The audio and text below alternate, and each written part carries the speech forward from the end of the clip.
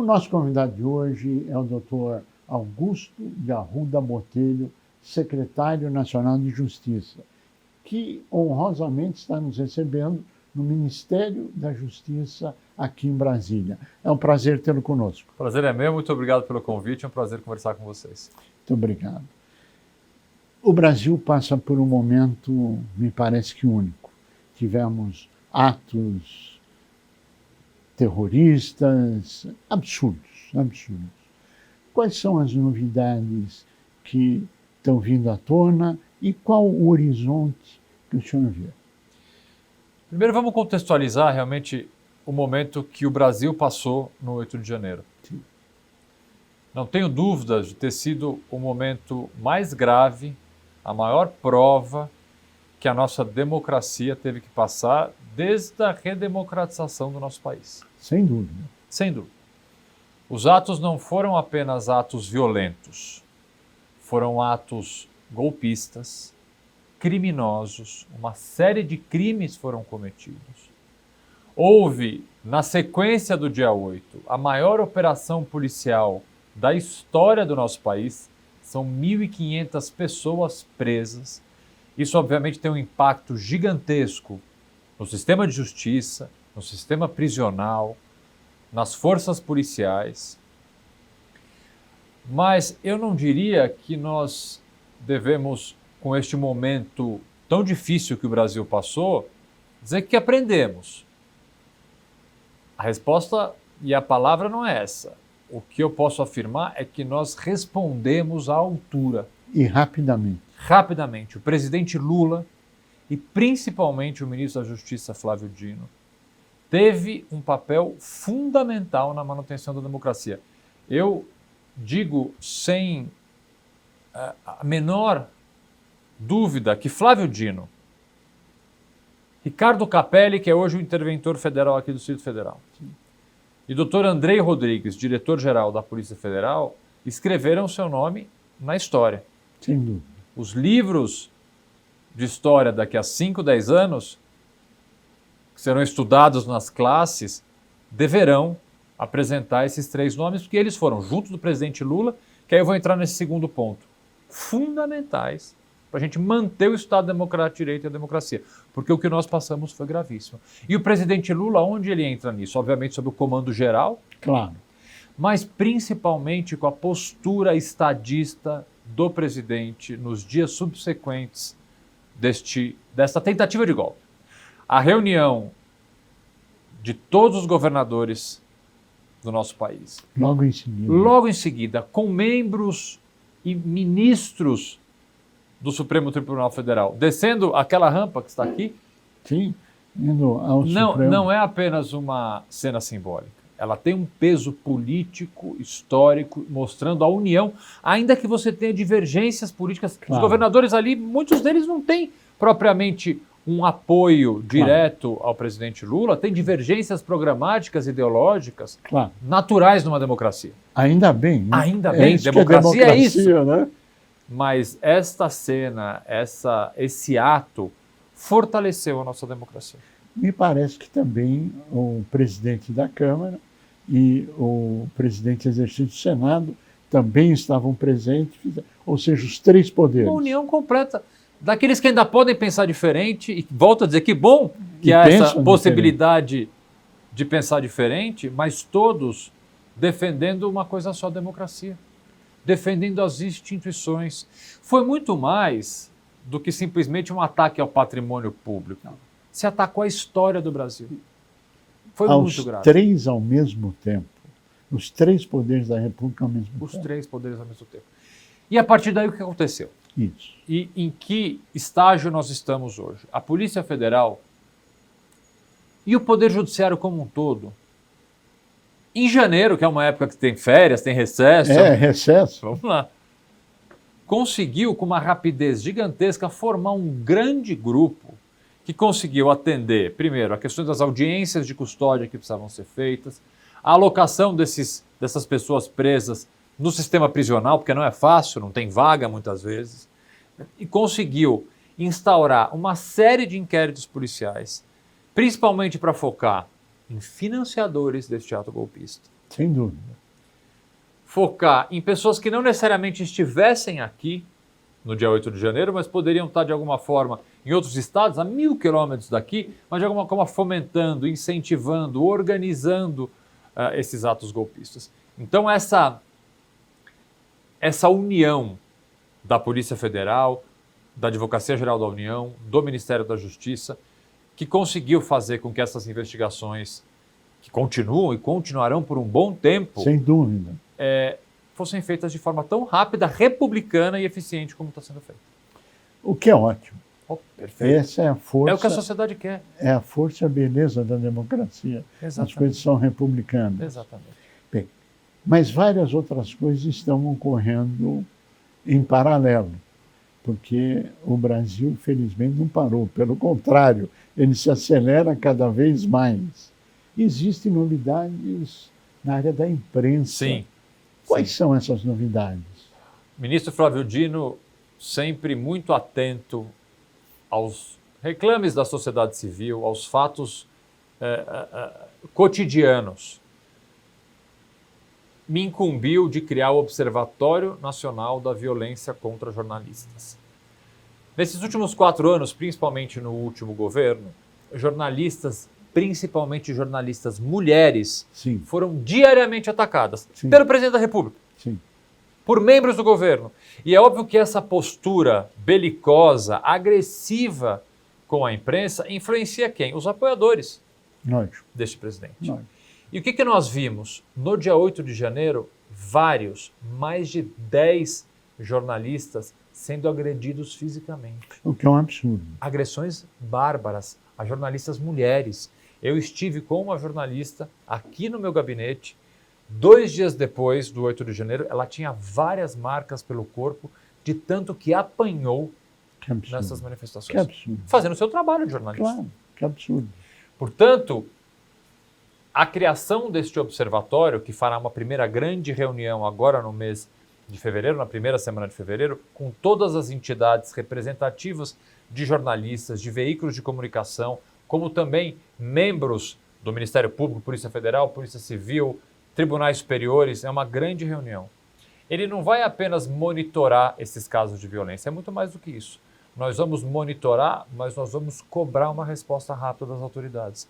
É importante que investigações sejam feitas de forma republicana, respeitando direitos e garantias fundamentais de quem quer que seja acusado, Claro. mas a rapidez, a profundidade dessas investigações ela precisa ser feita. E o observatório, além de compilar todos esses tristes e graves casos de violência contra jornalistas, vai também poder cobrar as autoridades e, posteriormente a isso, propor mudanças, sejam mudanças legislativas, mudanças administrativas, para que a gente não veja isso acontecer de novo. Ou seja, uma mudança de postura extremamente profunda e importante em relação ao passado. Uma mudança radical. Enquanto um governo atacava jornalistas, esse governo quer monitorar, prevenir e punir esses ataques, para que não aconteçam novamente. Mesmo porque a imprensa é um dos pilares da democracia. Um dos principais. Ah. Sem imprensa livre, sem liberdade de expressão, não estaríamos aqui. É verdade. Não estaríamos Nada aqui. estaria acontecendo. Nada. Grandes escândalos do nosso país não teriam sido desnudados se não fosse o trabalho fundamental da imprensa. A imprensa é um dos pilares, um alicerce Sem dúvida. de qualquer Estado democrático de direito, de qualquer nação que se diga democrática. Sem dúvida. Nos minutos finais, quais seriam, na sua avaliação, os principais desafios durante o percurso dos próximos meses, porque estarão concentrados aqui esses desafios, claro que em outros lugares, como no Supremo, como no Congresso, e fundamental importância, Claro. também pilares da democracia, mas aqui, Olha, várias áreas do nosso país foram destruídas sim, ou muito prejudicadas. Educação, saúde, emprego. É necessário que se faça uma reconstrução dessas áreas. Mas para que possa ser feita uma reconstrução, é preciso uma estabilidade institucional. Então, depois dos atos do dia 8, apesar da resposta ter sido dura, rápida e eficiente, nós ainda estamos, não sob risco, mas ainda estamos num cenário de ainda instabilidade. É preciso colocar a poeira no chão. sim. Porque o Brasil precisa de reformas graves. O Brasil precisa tirar milhões de pessoas da linha da pobreza. O Brasil precisa criar empregos. E para isso nós precisamos de força política, nós precisamos de pessoas que estejam diariamente pensando nisso, e só com a poeira baixada e com uma estabilidade institucional a gente consegue fazer isso. É hora de começar a trabalhar. No mundo inteiro, quando se elegem presidentes, governadores, enfim, quando existem as eleições, é histórico que se dá 90, 100 dias para as pessoas sentarem na cadeira. E hoje o que nós estamos assistindo é que esse prazo não se passou, as pessoas estão tentando sentar na cadeira, etc., mas tem muito trabalho, estão realizando e desenvolvendo em paralelo coisas fantásticas. E eu pediria as suas considerações finais. Eu vou só pegar esse gancho para dizer uma coisa. Você tem tanta razão com a tua afirmação que eu estou aqui na Secretaria Nacional de Justiça há 20 e poucos dias. Eu devo ter ficado dentro da minha sala, sentado na minha cadeira, menos de 10% desse período, porque nós estamos trabalhando tanto, em tantas áreas, diante principalmente do que aconteceu no dia 8, sim, que essa adaptação ela vai demorar um pouco mais para acontecer. Então, um momento assim é de estabilidade institucional, porque nós precisamos reconstruir o país, e a palavra do presidente Lula é essa, a palavra do ministro Flávio Dino, e é isso que todos nós aqui, secretários, nas várias áreas, estamos prontos para fazer. Doutor Augusto Arruda Botelho, muito obrigado pela sua colocação, pelo brilhantismo, desejamos pleno êxito, porque a democracia é o pilar de todo o resto que nós precisamos. Parabéns pelo trabalho, muito obrigado. Sucesso nos desafios. Para todos nós.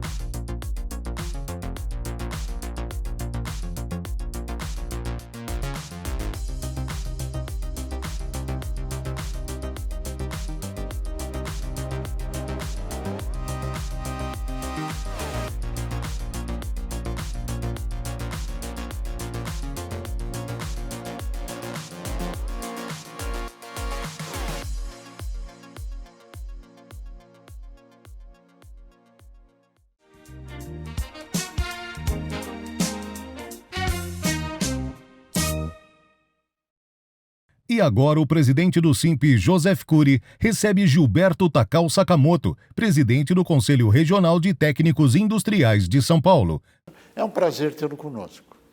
Prazer é todo nosso, presidente Cury, e agradeço a oportunidade de estar aqui e falar um pouco sobre a nossa profissão de técnico industrial e do nosso conselho. Nosso prazer.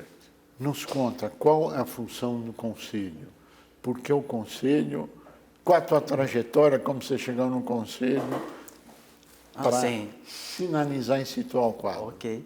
Bom, eu sou Gilberto Sakamoto, atualmente estou presidente do Conselho Regional Técnico Industrial do Estado de São Paulo. Eu sou formado em técnico industrial, trabalhei muitos anos como técnico industrial, fiz muito trabalho de campo, de laboratório, gestão de pessoas, contratos, e entrei nesse movimento para a valorização do técnico industriais e hoje estou no segundo mandato como presidente do Conselho. O que é o Conselho? Qual o papel do Conselho? O que ele faz? Isso. A atividade fim do Conselho é a fiscalização. Mas o Conselho é formado por Conselho Federal dos Técnicos Industriais e os Conselhos Regionais, no caso São Paulo, Conselho Regional dos Técnicos Industriais do Estado de São Paulo. O Conselho Regional, ou Conselho Federal, desculpe, ele normatiza as atribuições do profissional técnico. Quem é o profissional técnico? São várias modalidades da área de engenharia, são os técnicos na área de elétrica, mecânica, construção civil, telecomunicação, são mais de 90 modalidades. E eles normatizam cada profissão, cada técnico dessa... A nível federal. A nível federal. E estadual? O estadual, ele registra o profissional que sai das escolas, o que já está no mercado que não está registrado, orienta, então nosso conselho, tem muitos conselheiros que vão para as escolas orientar os alunos, futuros profissionais, o que ele pode fazer, o que quais são os cuidados que ele tem que tomar como profissional.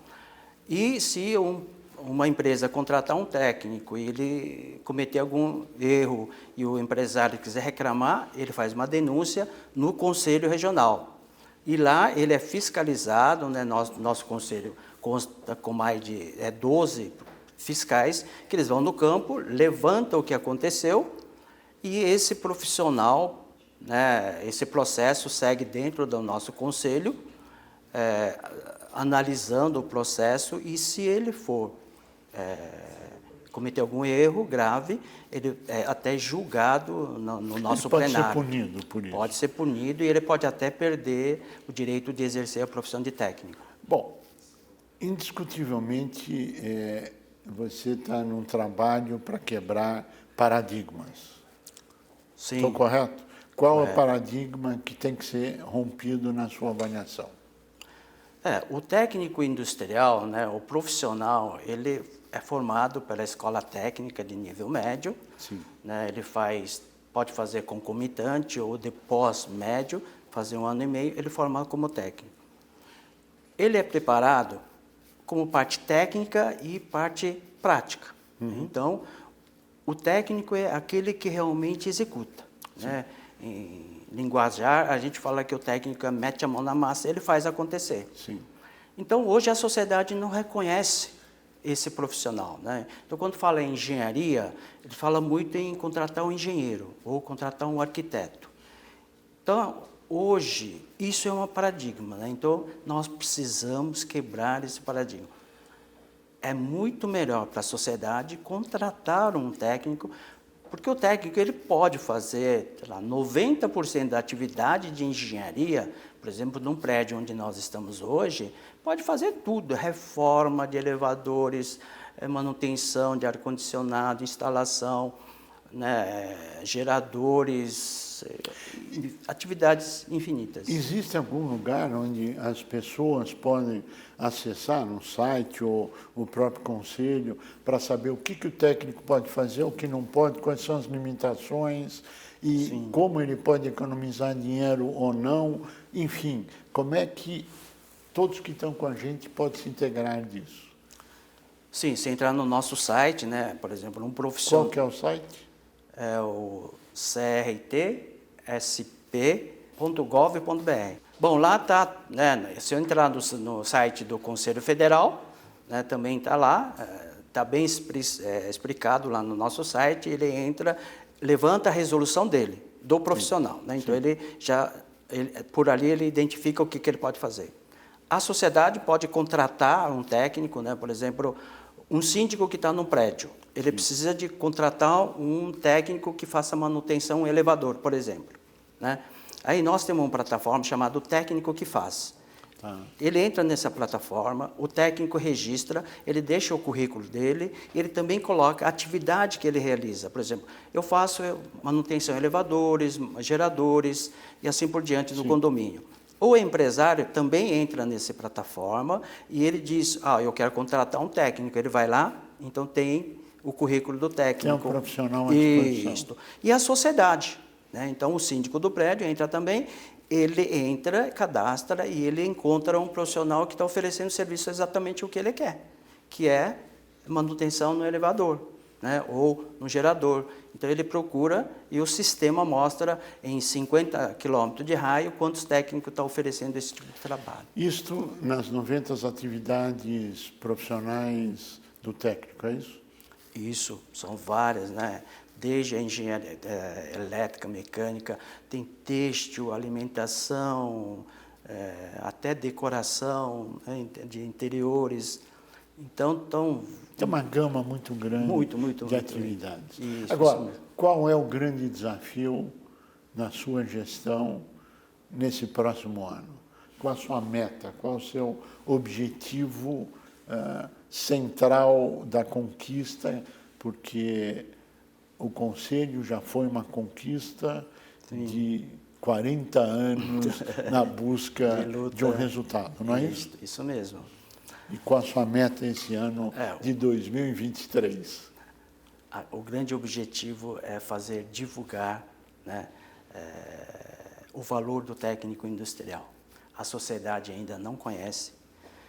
O técnico é um profissional habilitado, é uma profissão legalizada, tem a Lei 5524, o Decreto 90.922, ele é um profissional liberal, então ele pode ser dono de uma empresa, responsável técnico para a empresa, ele pode ser dono de uma indústria de alimentos, por exemplo, mas só que ele tem que ter formação técnica em alimentos, né?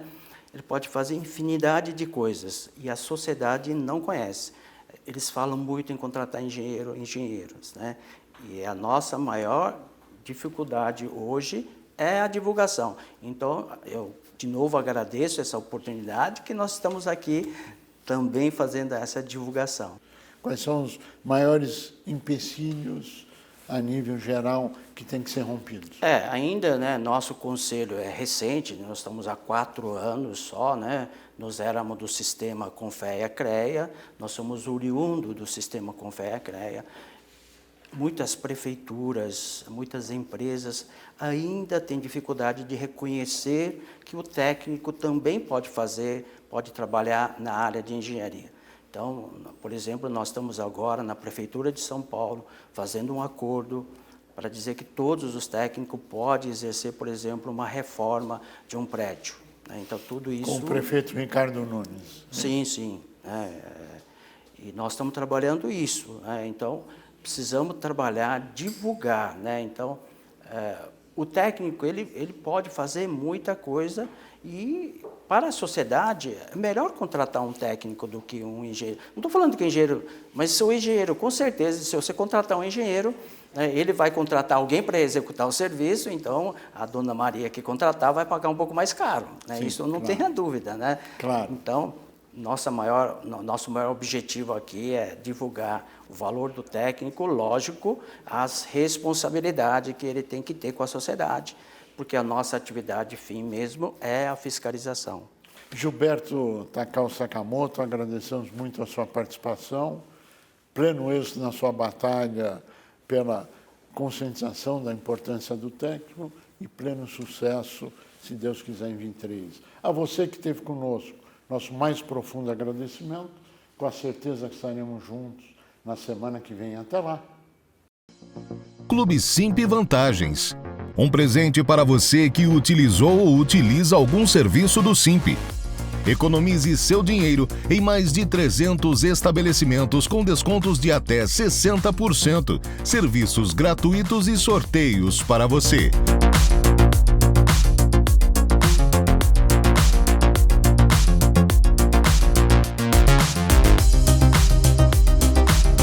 Como fazer? Acesse clube.simp.org.br e preencha o formulário e pronto. Acesso totalmente gratuito e fácil.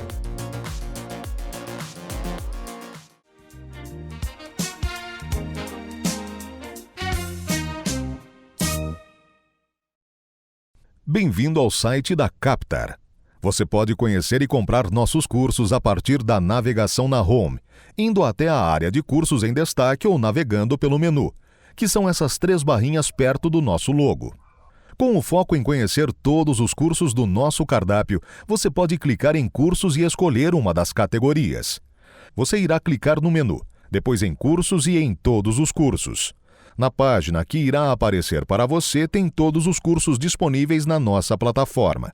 Agora é escolher o que você quer cursar, clicar no botão Matricule-se, pagar e esperar a liberação do curso na sua área do aluno.